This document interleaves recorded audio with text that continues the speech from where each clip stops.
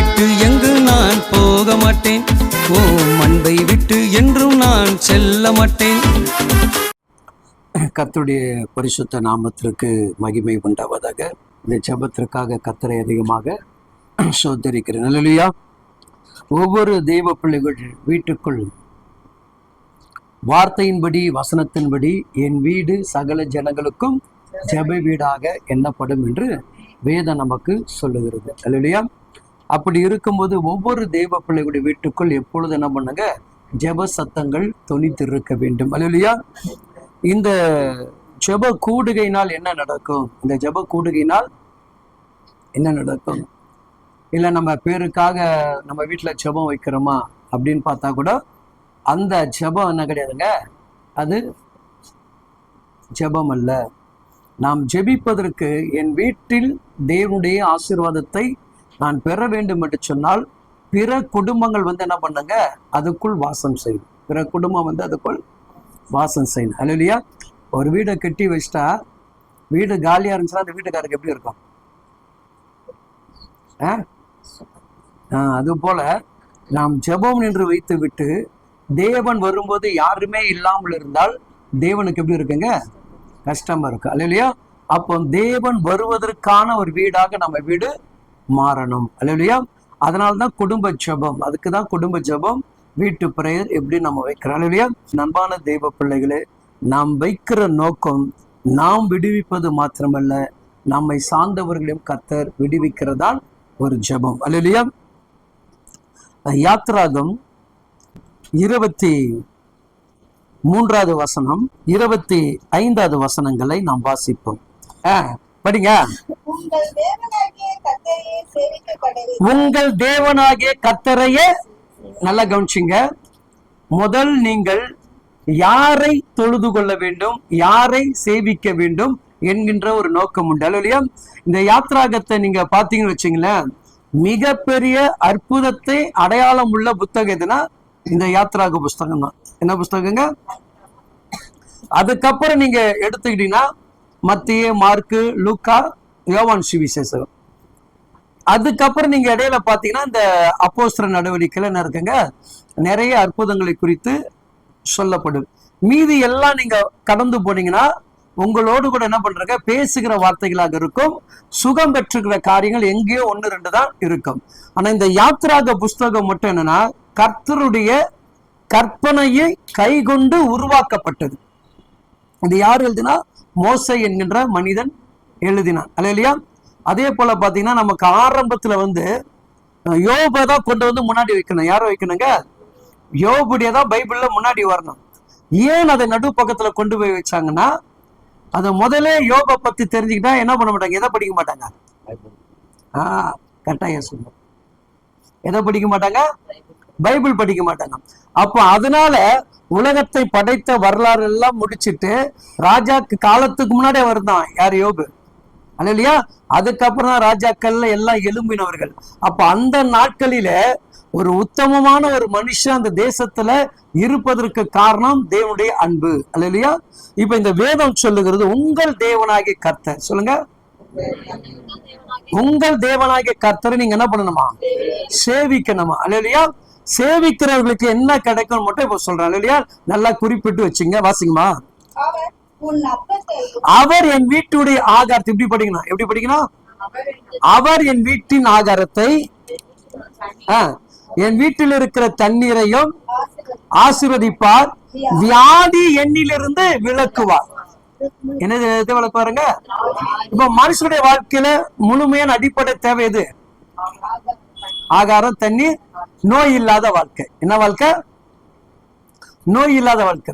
இது எங்க கிடைக்கும்? இயேசு கிறிஸ்துவின் உருவத்தை தான் கிடைக்க. வேற எங்க என்ன பண்ண முடியாதுங்க, கிடைக்க முடியாது. எவ்வளவு நம்ம மருத்துவமனைக்குள்ள போனாலும் சரி, எந்த அளவுக்கு நீங்க டாக்டரை போய் பார்த்து கொண்டிருந்தாலும் சரி, பணம் செலவழித்திருப்போமே கண்டி அதுல இருந்து நம்மளால என்ன பண்ண முடியாதுங்க, பூரணமான ஒரு விடுதலையை பெற்றுக்கொள்ள முடியாமல் நாம் காணப்படும். அப்போ ஒரு தேவனை சேவிக்க வேண்டும் என்று சொன்னா அதை ஆண்டவர் சொல்லி இருக்கிறார். நீ முதலாவது நீ என் ராஜ்யத்தை நீதியும் தேடு, பிறகு இவையெல்லாம் உங்களுக்கு என்ன பண்ணுவோம், கூட கொடுக்கப்படும். இல்லையா? அப்ப தேடணும். யாரை தேடணும்? கர்த்தரை தேடணும். அப்ப தேடுகிற பிள்ளைகளுக்கெல்லாம் இந்த வாக்குத்தத்தம் கொடுக்கிறார். யாருக்கு கொடுக்கிறாரு? தேடுகிற பிள்ளைகளுக்கு. கேளுங்கள் அப்பொழுது உங்களுக்கு கொடுக்கப்படும், தட்டுங்கள் அப்பொழுது உங்களுக்கு திறக்கப்படும். கேட்கிறோன் எவனோ? யாருங்க? ஆமே, நல்லையா? அப்ப கேட்க தெரிஞ்சவர்களா இருக்கணும். எனக்கு இருக்கணும், நமக்கு இயேசு கிறிஸ்து கிட்ட கேட்க தெரியும். ஆமே, அப்பா கிட்ட நம்ம எந்த அளவுக்கு நமக்கானதை கேட்கிறோமோ அதை தாண்டி நம்மை படைத்தவர்கிட்ட என்ன பண்ணுங்க? கேட்கணும். அல்லையா? அப்போ தேவனை சேவிப்பது கஷ்டம், தேவனை சேவிப்பது கஷ்டம். அல்லையா? தேவனை நேசிக்கிறது ஈஸி, தேவனை நேசிக்கிறது ஈஸி, தேவனை கூப்பிடுகிறது ஈஸி. தேவனை நேசிப்பதும் கூப்பிடுவதும் ரொம்ப ஈஸி. ஆனா அவரோடு கூட இணைந்து சேவித்து இணைந்து பணியாற்றுறதா கஷ்டம். அல்லையா? இப்ப ஏசப்பா எனக்கு விடுதலை கூட கூப்பிட்டுருவான் இல்லையா? ஆனா அவரோடு கூட இணையணும். யாரோட? ஐயா ஒரு வேலை செய்யறாருன்னா எனக்கு ஒரு வேலை தெரியலனா நான் என்ன பண்ணணும்? அவரோட இணைஞ்சிடணும். அப்ப இணைஞ்சாதான் அதுல என்னால என்ன பண்ண முடியும்? ஒன்னாவது கற்றுக்கொள்ள முடியும். அப்ப எப்போது நீங்க இயேசு கிறிஸ்துவோட கூட உள்ள இணைகிறீங்களோ அப்பதான் உங்க வீட்டுக்குள்ள எது இருக்குதுங்க? அப்பமும் தண்ணீரும் குறையாமல் இருக்குது. இது பிரச்சனை கிடையாது. வியாதி இல்லாத ஒரு வாழ்க்கை. என்ன வாழ்க்கைங்க? அழகா லேவியராகமம் புஸ்தகம் 26ஆம் அதிகாரம் 3-4 நீங்க வாசித்து பாருங்களேன். நீங்கள் என் கட்டளையின்படி நடந்து என் கற்பனைகளை கைக்கொண்டு அவைகள்படி செய்தால், கவனிச்சுங்க, எதன்படி? அவருடைய கற்பனைகள், அவருடைய கட்டளைகள், அவைகள் படி செய்யணும். என்னங்க இயேசுக்கு சொல்லி கட்டளை என்ன?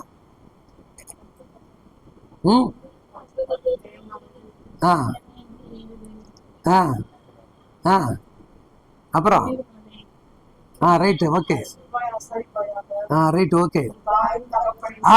அல்லேலூயா.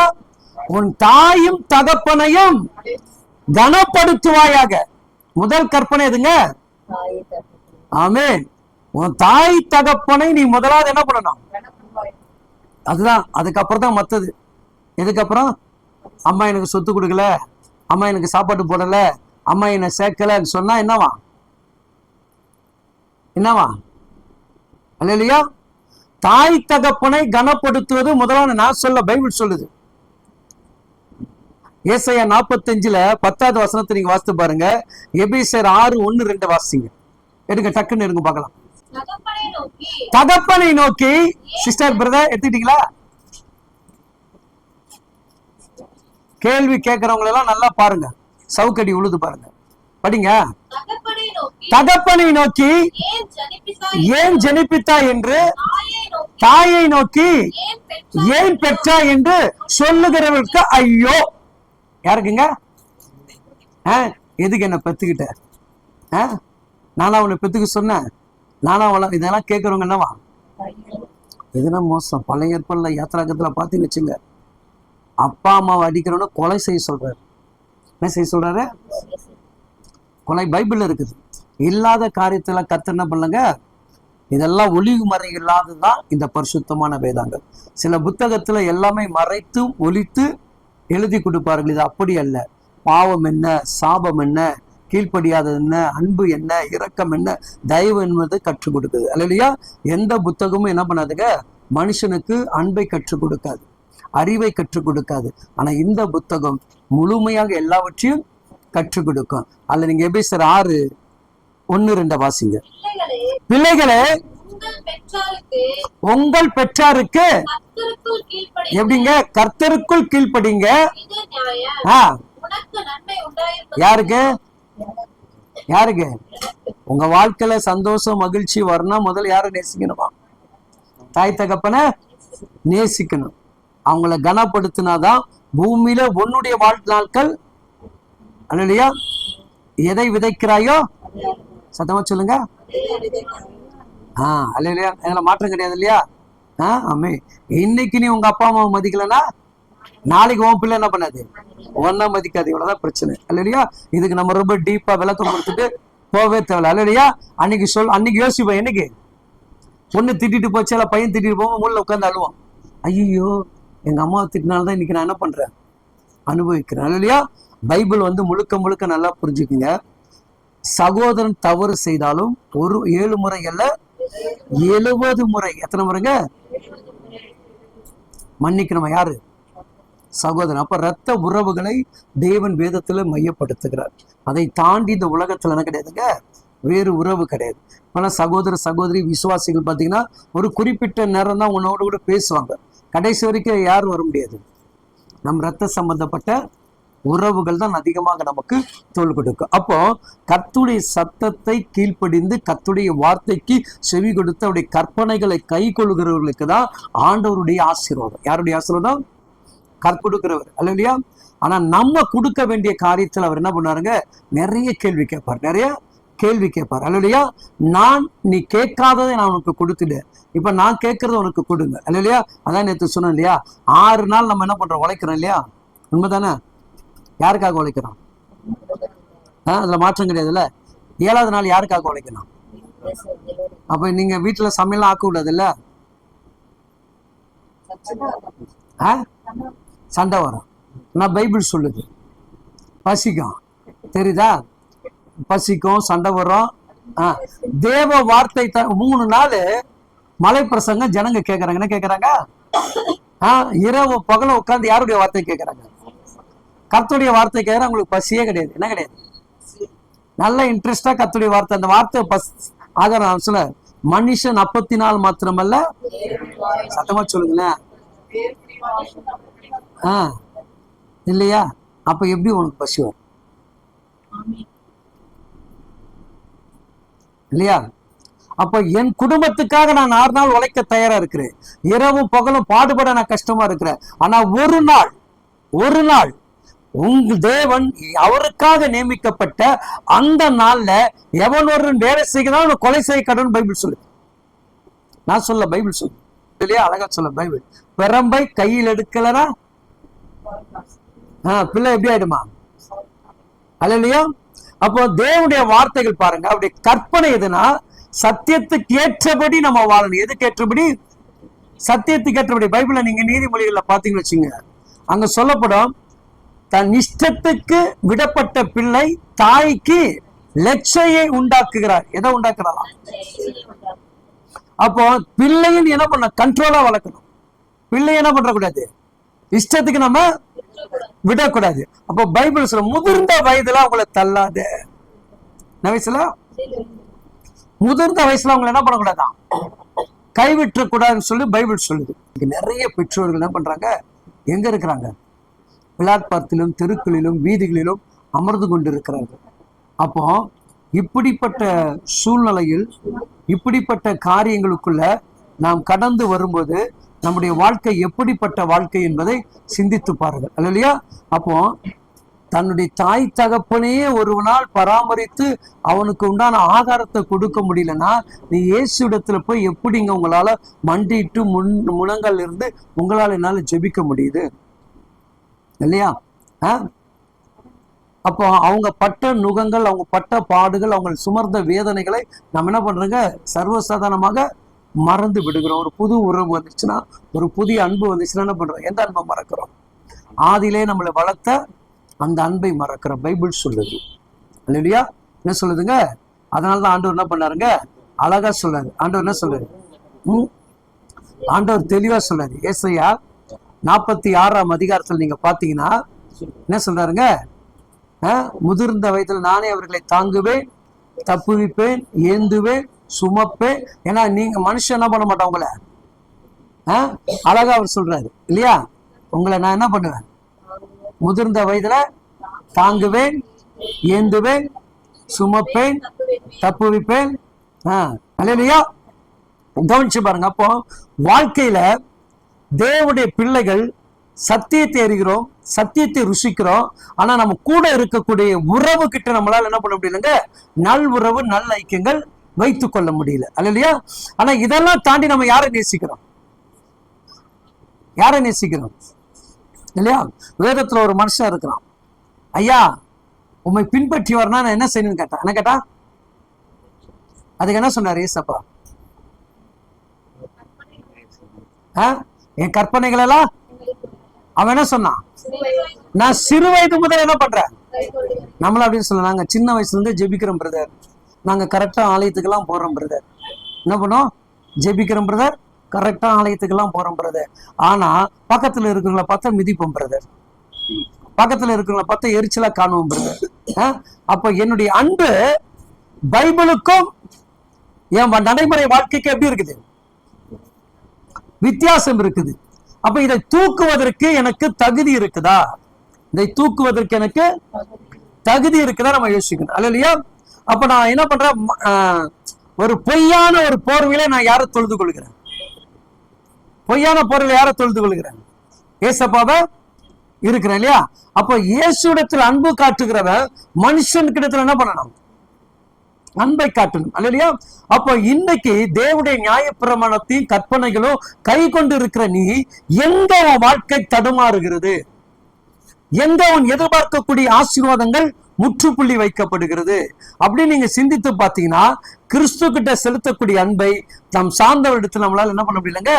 செலுத்த முடியும். அப்ப என்ன சொல்றாரு? நீ எல்லாத்தையும் விற்று என்ன பண்ண? தரித்திரனுக்கு கொடுன்னு சொன்னாரு. அப்ப அவனுக்கு என்ன ஆயிடுச்சு? திரும்பி வந்தானா?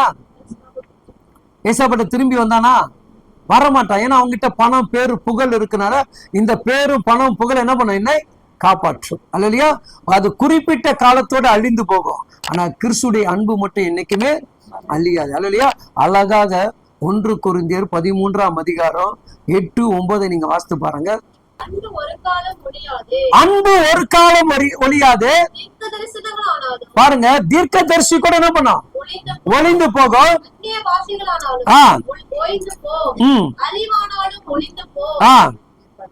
நம்முடைய அறிவு குறைவுள்ளது. 5 வாசிங்க முதல்ல.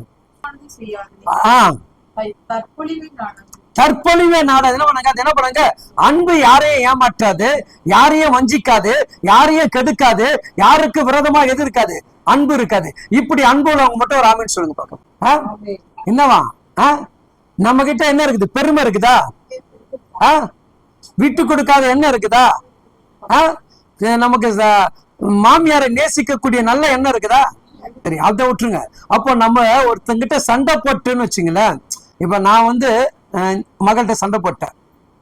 இப்ப நான் போய் இந்த மகள் என்கிட்ட பேசுமா? ஆனா யார்கிட்ட போய் பேசுவேன்? அப்ப அவர் என்ன கேட்பாரு? காணிக்க கூட அழகா சொல்றாரு, உன் சகோதரன் சண்டை போட்டா ஒப்புரவாயிட்டு அதுக்கப்புறம் எனக்கு என்ன பண்ணு? கொண்டு வந்து காணிக்க கொடுன்றார். அப்ப இதெல்லாம் நம்ம படிக்க மாட்டோம். வானத்தை திறந்து பலகணிகளை திறந்து இடம் கொள்ளாம ஆசீர்வதிப்பா வாய் பழப்போம். என்ன பழப்போம்? எப்படி ஆசீர்வதிப்பாரு? சும்மாவே திறந்து ஆசீர்வதிப்பாரா? இல்லையா? கூரைய பிச்சுக்கிட்டு யாரு கொடுப்பாரா? சொல்லுங்க. நம்ம உழைச்சாதானே, நம்ம உண்மையா இருந்தா தானே, இல்லையா? இல்லையா? நான் எதையுமே செய்ய மாட்டேன். ஆனா எனக்கு என்ன மட்டும் தேவை? ஆசீர்வாதம் மட்டும் தேவை. அப்ப என்னுடைய உடலை ஒடுக்கி உருவாக்கி அதுக்கப்புறம் தேவன் என்ன பண்றாரு? ஆசீர்வதிக்கிறார். இல்லையா? அப்ப அந்த ஆசீர்வாதத்தை நீ பெற வேண்டும் என்று சொன்னா முதலாவது அவருடைய கற்பனைகளும் நியாயப்பிரமாணத்தை அறிஞ்சிருக்கணும். அறியாம என்ன பண்ண முடியாது? ஜெயிக்க முடியாது. இல்லையா? நம்ம வாழ்க்கையில நல்லா தெரிஞ்சுங்க. நீங்க உங்க வாழ்க்கையில தோல்வி வருதுன்னா அது இயேசு கிறிஸ்துவினால் அல்ல, உங்களுடைய சுயத்தினால் காரியங்கள் தோத்து போயிருப்பீங்க கண்டு. ஏசப்பா என்னைக்கு தோக்க வைக்க முடியாது. ஆனா ஏசப்பா தோக்க வைக்கிறதுனா நம்மளை இன்னும் அதிகமா உருவாக்குறதுக்காக. நம்ம யோபை குறிச்சு நம்ம நிறைய முறை நம்ம என்ன பண்ணிருக்கோம்? பார்த்திருக்கிறோம், தேவனுடைய வார்த்தைகளை கேட்டிருக்கோம். ஆனா அந்த பிசாசு சத்ருவானவன் சோதிக்கிறான். என்ன பண்றாங்க? சோதிக்கிறான். வீடு போகுது. என்ன போகுது? வீடு போகுது. வீடு போன போது அவன் என்ன பண்றாங்க? செய்தி யார்கிட்ட சொல்ல வரான்? சரி, யோபு 1ஆம் அதிகாரத்தை எடுத்துங்க. 12, 13 வாசிங்க. சாத்தானை நோக்கி, இதோ அவனுக்கு உண்டானவைகள் எல்லாம் உன் கையில் இருக்கிறது, அவன் மேல் மாத்திரம் உன் கையை நீட்டாதே என்றார். 13 வாசிங்க. யோபு கரெக்டா தான் வாசிங்க. வாசிங்க. பின்பு ஒரு நாள் யோபுடைய குமாரரோ அவன் குமாரத்திகளோ தங்கள் மூத்த சகோதரன் வீட்டில், யார் வீட்டுலங்க? புசித்து திராட்சரசம் குடிக்கிற போது ஒரு ஆள் அவனிடத்தில் வந்து விழுகிற போது கழுதைகள் அவைகளின் பக்கத்திலே ஆ. மேய்ந்து கொண்டிருக்கையில் ஆ. சபையர் அவைகள் மேல் விழுந்து ம். அவைகளை சாய்த்து கொண்டு போனார்கள். ஆ. வேலையாட்களையோ ஆ. மட்டைய கருக்கினால் வெட்டி போட்டார்கள். ஆ. நான் ஒருவன் மாத்திரம் தப்பி நல்லா கொஞ்சம் எது அழிஞ்சு போச்சு இப்போ? எது அழிஞ்சுதான்? இப்ப நமக்கு ஒரு அழிவான ஒரு செய்தி வந்து என்ன பண்ணுவீங்க? அதிர்ச்சி. அப்புறம் எப்ப எங்க விஜய் கரெக்டா சொல்லு, எப்படி கத்துவோம்? லபா லபான்னு கத்துவோம். ஐயோ ஆண்டவரே போச்சு, ஐயோ வீடு போச்சு, ஐயோ நிலம் போச்சு, எருது போச்சு சொல்லுவோமா? சொல்லுவோமா? ஆனா யோபு என்ன பண்ணாங்க? எதையும் பேசலங்க. யோபு என்ன பண்ணல? எதையும் பேசல. அப்போ இன்னும் வேகம் பிசாசனுக்கு என்ன வருது? கோபம் வருது. என்னடா இந்த அழிவை கொடுத்துட்டேன், இந்த பிரச்சனையை கொடுத்துட்டேன், இவன் திரும்ப என்ன பண்றான்? எவ்வளவு கூலா இருக்கிறான் பாருங்க. நம்ம இருப்போமா? இல்லையா? வீட்டை யாராவது பிடிக்கிட்டு போனா எப்படி இருக்கான்? விட்டுருவோமா? கோபம் வர்றான், 10 பேரை கூப்பிடுவான், அட்ரா மிதிடா உதடா, என் வீட்டுக்கு வந்து நிக்கிறியா அப்படின்ட்டு, இல்லையா? ஆனா இவன் பாருங்க, அடுத்த ஒரு பேரழிவு பாருங்க. இப்படி பேசிக்கொண்டு இருக்கையில நான் ஒருவன் மாத்திரம் தப்பி அதை உமக்கு அறிவிக்கும்படி வந்தேன் என்றார். இவன் இப்படி பேசிக்கொண்டிருக்க வேறொருவன் வந்து வானத்திலிருந்து தேவனுடைய அக்கினி விழுந்து ஆடுகளையும் வேலைக்காரர்களையும் சுட்டரித்தது. எதுங்க? அடுத்து அவனுடைய எது மேல கை வச்சிட்டான்? இப்ப இதை அழிச்ச பிறகு யோபு என்ன பண்ணல? அசரவே இல்லை. அவன் சாத்தானுக்கு என்ன வருது? வைப்ரேஷன் ஏறுது, அவனுக்கு கோவம் ஏறுது. என்னடா இவன் அழிவு கொடுத்து என்ன பண்ணல? இவன் ஒன்னும் திருந்தலையா? அப்ப என்ன பண்ண? இதோட பேரழிவு. அப்ப என்ன எதுல கை வைக்கிறாங்க? அவனுடைய வருமானத்தையும் அவனுக்கு தேவையான ஆதாரத்தின் மேல கை வைக்கிறான். இப்ப நமக்கு வச்சு அப்படி இருக்கு. வேலை போச்சுன்னா எப்படி இருக்கும்? கஷ்டமா இருக்குமா? வருமானம் போயிடுமா? என்னங்க நீங்க ஒரு மாசம் கஷ்டமா இருக்குங்க, பரவாயில்லைங்க. ஒரு மாசம் வருமானம் போச்சுங்க, பரவாயில்ல, அப்படியே சொல்லுவோம். நீங்க என்ன பண்ணீங்க? வேலை போச்சு. நீங்க என்ன பண்ணீங்க? அப்ப வந்து கேள்விதான் நம்ம கேட்போம். என்ன கேட்போம்? கேள்வி கேட்பான். ஆனா அங்கே அவன் என்ன பண்ணல? ஒரு வார்த்தையும் கேட்கலங்க, இல்லையா? அதுக்கு மீறி அவனை சத்துரு என்ன பண்றான்? இதை நல்லா கவனிச்சு பாருங்க. தேவனுடைய அன்பை பெற்றவன். யாருடைய அன்பை பெற்றவன்? தேவனுடைய அன்பை பெற்றவன். தேவனுக்கு ஏற்றபடி வாழ்ந்தனா இந்த இழப்பு உனக்கு பெருசாவே தெரியாது. ஆனா இந்த இழப்பை எப்படி உருவாக்குறது உனக்கு தெரியும். இந்த இழப்பை இப்ப இந்த அழிவு வருது, இந்த அழிவு அடுத்த இதுலயே மிகப்பெரிய அழிவுதுன்னா பிள்ளையே அழிச்சிடறான். யார? பிள்ளைங்க எல்லாத்தையும் அழிச்சிட்டு வந்து நிக்கிறான். அப்ப கூட பாருங்க, அவன் சிரித்த முகத்தோடு, எப்படிங்க? சிரித்த புன்னகையோடு, மன மகிழ்ச்சியோடு, மன நிறைவோடு கர்த்தர் கொடுத்த சொல்லுவோமா? அல்லையா? நம்ம பிள்ளைங்கள் ஒண்ணு அடிபட்டு ஆக்சிடென்ட் வந்தாலே, ஏசப்பா நான் எவ்வளவுலாம் ஜெபம் பண்ணேன், எவ்வளவுலாம் உபவாசம் இருந்தேன், எவ்வளவுலாம் காணிக்க கொடுத்தேன், என் பிள்ளை ஆஸ்பத்திரியில் உட்கார வச்சுட்டு கேட்போமா? உன் பிள்ளை சரியா விட்டு போகாம சறுக்கு புறுக்குன்னு போனா என்ன ஆகும்? அப்போ நம்முடைய தேவ பிள்ளைகள் நன்றாக கவனிக்கலாம். அவன் எல்லாம் இழந்த போது கூட அவன் தேவன் மீது வைத்த நம்பிக்கை என்ன பண்ணல? அவன் பாருங்க, பிசாசு சோதிக்கிறான், அடிமேல் அடிமேல் அடிமேல் விழுந்துட்டு சிரிச்ச முகமா இருக்கிறான். அவன் அழகா சொல்லலாம், நான் நிர்வாணியாக வந்தேன், நிர்வாணியாக அவ்விடத்தில் போக போறேன், கர்த்தர் கொடுத்தா கர்த்தர் எடுத்தா கர்த்தருடைய நாமத்துக்கு சோத்திரம் உண்டாட்டு அப்படியே சிரிச்ச முகமா ஜெபிக்கிறாங்க. பிள்ளை போன பிறகு நமக்கெல்லாம் சொல்லு வருமா? அப்போ தேவன் பாருங்க, அவனை சோதித்ததுக்கு ஒரு முகாந்திரம் உண்டு.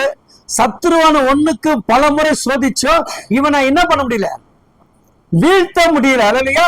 நல்லா புரிஞ்சுங்க. நீங்க உறுதியா இருந்துட்டா, கர்த்தருக்குள்ள வைராகியம் இருந்துட்டா, எவ்வளவு பெரிய சோதனை வந்தாலும் உங்களை ஒருத்தரை வீழ்த்த முடியாதுங்க. முன்னேறி போய்கிட்டே இருப்பீங்க. அதுதான் கர்த்தர் செய்கிறது, இல்லையா? சரி, அந்த வசனத்தை முடிச்சலாம். லேவியராகமா 26 வாசிங்க, முடிச்சு ஜெபம் பண்ணிடலாம். என் கட்டளையின்படி நடந்து என் கற்பனைகளை கைக்கொண்டு அவைகளின்படி செய்தால் நான் ஏற்ற காலத்தில் உங்களுக்கு மழையை பெய்ய பண்ணுவேன். பூமி தன் பலனையும் வெளியில் உள்ள மரங்கள் தங்கள் கனியையும் கொடுக்கும். திராட்சை பழம் கவனிங்க, இதை நல்லா நீங்க கவனிச்சு பாரு. இந்த வசனத்தை கோடிட்டு வச்சுக்கோங்க. ஒருவேளை இது உங்களுக்கு வாக்குத்தத்தமாக கூட என்ன பண்ணிக்கலாங்க, நீங்க எடுத்து பயன்படுத்தலாம். அல்லேலூயா. இந்த வசனம் அவ்வளவு ஆழமான ஒரு சத்தியம். வாசிங்கம்மா. திராட்சை பழம் பறிக்கும் காலம் வரைக்கும் திராட்சை ரசம் பறிக்க காலம் வரைக்கும் போரடிப்பு காலம் இருக்கும். போரடி என்னங்க, ஒரு நல்ல ஆசீர்வாதத்தை பெறணும்னா, அந்த திராட்சை கனி கொடுக்கணும்னா அதுக்கான ஒரு கிரயத்தை நீ நான் என்ன பண்ணணும், செலுத்தணும். அப்ப கர்த்தரிடத்தில் ஆசீர்வாதத்தை நீ நான் பெற வேண்டும்னா சில கிரயத்தை நம்ம என்ன பண்ணோம், செலுத்தணும். வாசிங்க. விதைப்பு காலம் வரைக்கும் விதைப்பு காலம் வரைக்கும் திராட்சை பழம் பறிக்கும் காலம் இருக்கும். ஆ, நீங்கள் உங்கள் அப்பத்தை திருப்தியாய் சாப்பிட்டு உங்கள் அப்பத்தை திருப்தியாக சாப்பிட்டு உங்கள் தேசத்தில் சுகமாய் குடியிருப்பீர்கள். ஆ, தேசத்தில் சமாதானத்தை போதுமா? கட்டளையிடுவேன். அல்லேலூயா. உன் வாழ்வினுடைய ஆசீர்வாதம் எங்க இருக்குன்னா, நீ போராடணும், போராடி ஜெயிக்கணும். அல்லேலூயா. தன்னம்பிக்கை நமக்குள்ள உருவாக்கணும். பல பேர் சொல்லுவாங்க, உன்னால சாதிக்க முடியாது, வைக்க முடியாது. அதெல்லாம் சிந்திக்கவே சிந்திக்காதீங்க. அவன் முன்னாடி நான் சாதிக்கிறவனாக என்னை நான் மாற்றிக்கொள்ளணும். அல்லேலூயா.